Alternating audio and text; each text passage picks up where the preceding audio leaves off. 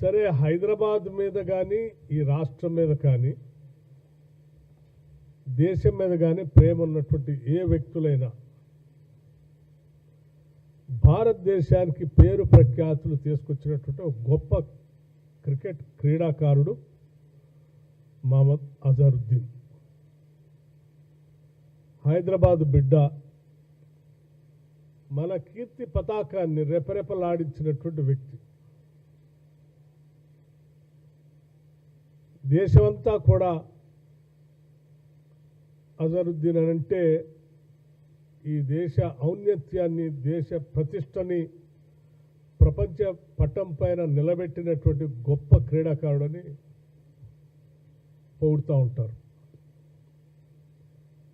అటువంటి కీర్తి ప్రతిష్టలు దేశానికి, ప్రత్యేకంగా తెలంగాణ రాష్ట్రానికి తీసుకొచ్చినటువంటి అజరుద్దీన్ని ఎవరైనా మంత్రివర్గంలో తీసుకొని గౌరవిస్తూ ఉంటే సాదరంగా స్వాగతించి అభినందించాల్సింది పోయి అటువంటి వ్యక్తిని తీసుకోవద్దు అని చెప్పి లేఖ రాయటం అనేది నిజంగా చాలా దురదృష్టకరమని ఈ సందర్భంగా నేను మనవి చేస్తూ దీన్ని తీవ్రంగా ఖండిస్తూ ఉన్నాను కూడా. జూబ్లీహిల్స్లో జరుగుతున్నటువంటి ఎన్నికల్లో కేవలం టీఆర్ఎస్ పార్టీని గెలిపించడం కోసం చేస్తున్నటువంటి ప్రయత్నంలో భాగంగానే ఈరోజు భారతీయ జనతా పార్టీ ఈ లేఖ రాసింది. గత పార్లమెంట్ ఎన్నికల సందర్భంలో కూడా టీఆర్ఎస్ పార్టీ ప్రోత్సాహం, వారి సహాయ సహకారాలు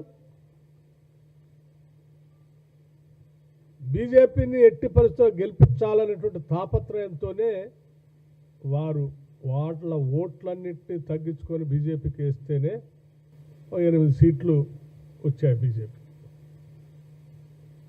ఇవాళ తిరిగి జూబ్లీహిల్స్ ఎన్నికల్లో తను ఎట్లా గెలవదు కాబట్టి, గెలవటానికి అవకాశం లేదు కాబట్టి అత్యంత బలహీనమైనటువంటి క్యాండిడేట్ పెట్టడమే కాకుండా అది కూడా చాలా రోజుల దాకా ప్రకటించకుండా టీఆర్ఎస్ని ఏదో రకంగా గెలిపించాలి ఆ ప్రయత్నంలో, ఆ కుట్రలో భాగంగానే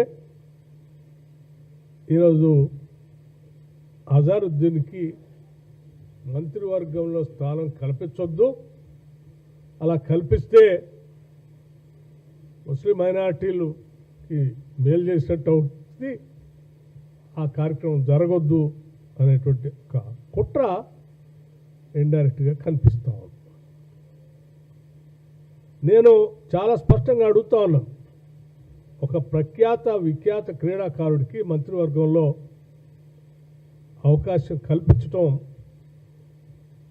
కేవలం ఈ రాష్ట్రంలో ఉన్నటువంటి, దేశంలో ఉన్నటువంటి క్రీడాకారులకే గర్వకారణం కాదు. రాష్ట్రం మీద ప్రేమ, అభిమానం, దేశం పైన గౌరవం, అభిమానం, గర్వం ఉన్నటువంటి వాళ్ళందరికీ కూడా ఇది గొప్ప కార్యక్రమంగానే చూస్తాను నేను. అజరుద్దీన్తో ప్రమాణ స్వీకారం చేయించకుండా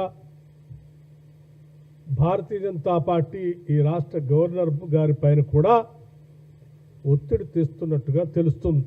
సరే, ఈ గవర్నర్ గారు గొప్ప వ్యక్తి, వారు అటువంటి ఒత్తిడికి లొంగరు. కానీ భారతీయ జనతా పార్టీ సాధ్యమైనంత వరకు ఆ ప్రయత్నం చేస్తూ ఉంది. ఈ విషయం కూడా తెలిసి చాలా చింతిస్తూ ఉన్నాం. అట్లాగే భారతీయ జనతా పార్టీ వారి అవసరాలకు అనుగుణంగా వారికి మేలు జరుగుతూ ఉంటే ఒకలాగా, అవతల వాళ్ళకి నష్టం చేయాలనుకుంటే ఇంకోలాగా వారు చేసేటువంటి కార్యకలాపాలన్నీ కూడా ఈ దేశంలో ప్రజలు గమనిస్తూనే ఉన్నారు.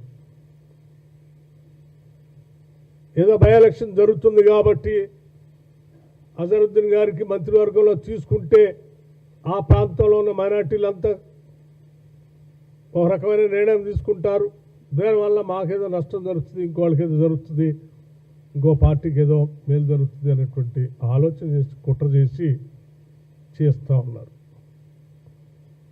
బై ఎలక్షన్ జరిగేది జూబ్లీహిల్స్. బయట ప్రమాణ స్వీకారం చేసే దగ్గర కానీ మిగతా దగ్గర కానీ కోడ్ ఆఫ్ కండక్ట్ ఏం లేదు. మీరు గతంలో రాజస్థాన్లో గంగానగర్ జిల్లా కరణ్పూర్ నియోజకవర్గం ఉప ఎన్నిక సందర్భంగా కేవలం 30 రోజుల ఎన్నికలు ఉందనగా అక్కడ ఉన్నటువంటి ఆ ఎన్నికల్లో పోటీ చేసే కరణ్పూర్ శాసనసభ నియోజకవర్గంలో పోటీ చేసే అభ్యర్థిని మీరు నేరుగా ఆ అభ్యర్థిని మంత్రివర్గంలో తీసుకొని ప్రమాణ స్వీకారం చేపించినటువంటి వాస్తవ పరిస్థితులను మర్చిపోయారా అని నేను అడుగుతా ఉన్నాను.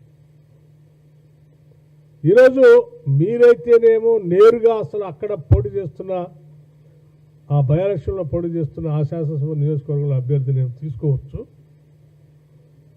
ఇక్కడ ఆ ఎన్నికల్లో పోటీ కూడా చేయట్లేదు ఆయన.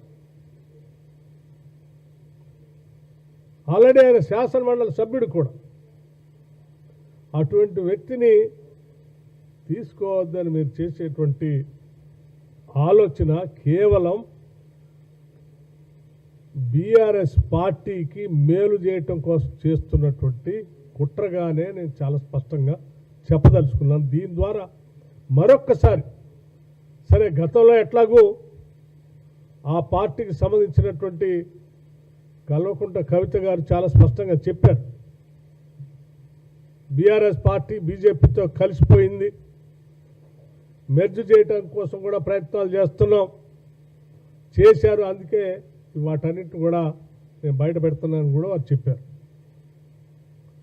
మరొక్కసారి మీరు ఆ వాస్తవ పరిస్థితులు నిజమే అని చెప్పి ప్రక్రియ ఈరోజు టీఆర్ఎస్కి మేలు జరగటం కోసం చేస్తున్నటువంటి పనితో ఇవాళ టీఆర్ఎస్ బీజేపీ కలిసిపోయి ఈ రాష్ట్రంలో రాజకీయ పోకటికి ప్రయాణం సాగిస్తున్నారనేది దీని ద్వారా స్పష్టంగా అర్థం అవుతూ ఉంది. మీరు ఎన్ని కుట్రలు చేసినా కుతంత్రాలు చేసినా కాంగ్రెస్ పార్టీ మూల సిద్ధాంతమైనటువంటి విధానపరమైన ఆలోచనలతో సమాజంలో ఉన్నటువంటి అన్ని వర్గాలు